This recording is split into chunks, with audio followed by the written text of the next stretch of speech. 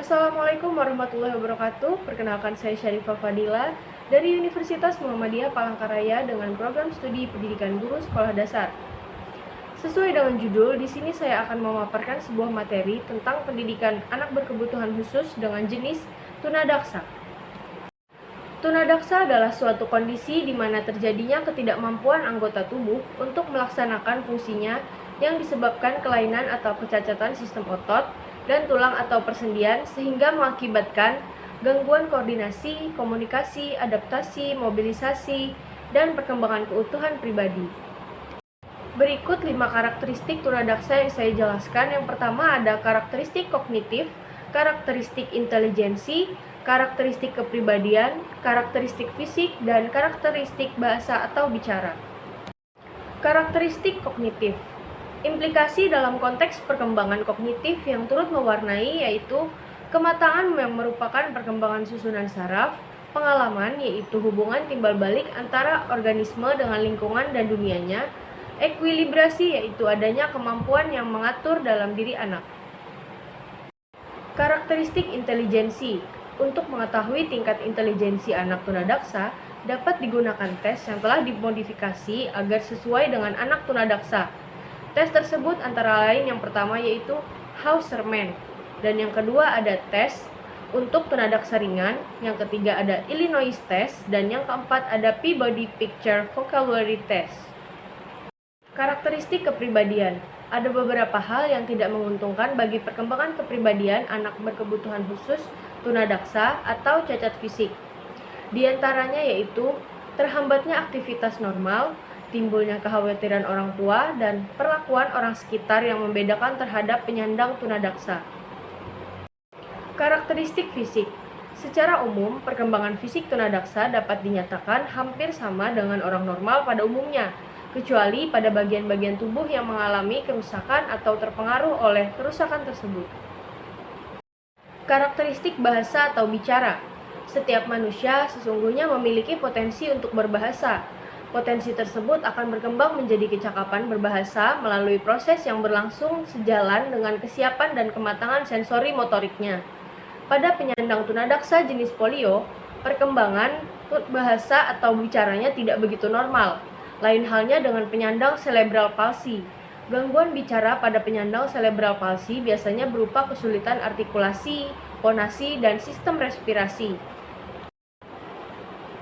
Selanjutnya ada penyebab tunadaksa. Tunadaksa disebabkan oleh 3 faktor. Yang pertama ada faktor kelahiran.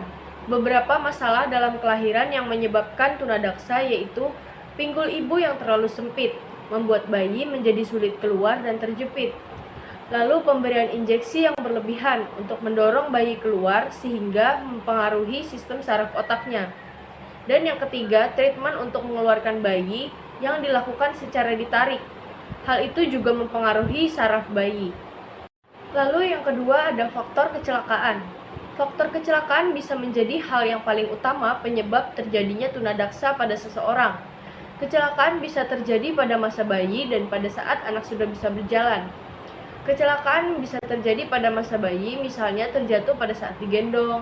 Sedangkan pada saat anak sudah berjalan, contohnya bisa terjadi pada saat anak terjatuh dari tangga, terjatuh dari sepeda, atau mengalami kecelakaan dengan orang lain. Dan yang ketiga ada terkena virus. Tunadaksa juga bisa disebabkan oleh virus yang mungkin menggerogoti tubuhnya, sehingga salah satu atau mungkin beberapa organ tubuh menjadi tidak berfungsi, misalnya polio dan beberapa virus lainnya. Lalu, bagaimana penanganan peserta didik tunadaksa dalam setting pendidikan? Menebali tulisan yang ada pada buku, guru memberitahu agar tidak keluar garis, mengenalkan huruf apa yang dia tulis, serta siswa menirukan dengan suara yang pelan. Berikut salah satu contoh kasus pendidikan anak berkebutuhan khusus jenis tunadaksa yang saya dapatkan bersumber dari Florespedia adalah Gervasius Yudiarta Tahu, seorang anak berkebutuhan khusus jenis tunadaksa yang berusia 10 tahun asal Dusun Compang Leda, Desa Golondari. Yudi merupakan anak bungsu dari 3 bersaudara dari pasangan Bapak Marcelinus Ramang dan Mama Lucia Lujut. Tidak seperti anak-anak normal lainnya, Yudi yang dilahirkan dengan karakteristik khusus yang berbeda dengan pada anak umumnya. Dari segi fisik, Yudi dikategorikan sebagai penyandang disabilitas ganda, yaitu tunawicara dan tunadaksa. Keterbatasan yang dialami Yudi juga membuatnya tak jarang mendapatkan perlakuan yang tidak adil dari lingkungan sekitar atau dari anak-anak seusianya. Ia dijauhkan dari lingkungan pergaulannya. Kondisi itu juga membuat ibunya tidak menahan air mata saat bercerita tentang kondisi anaknya itu. Serta sejak lahir, Yudi telah kehilangan kesempatan untuk bermain dengan teman-temannya.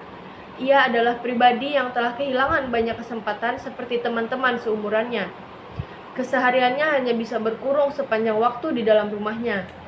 Berdasarkan contoh kasus tunadaksa yang saya dapatkan, hal ini terjadi dikarenakan kelainan yang disebabkan oleh penyakit, luka, akibat kecelakaan, atau pertumbuhan yang tidak sempurna pembawaannya sejak lahir. Sekian yang dapat saya sampaikan mengenai pendidikan anak berkebutuhan khusus jenis tunadaksa. Saya ucapkan terima kasih. Wassalamualaikum warahmatullahi wabarakatuh.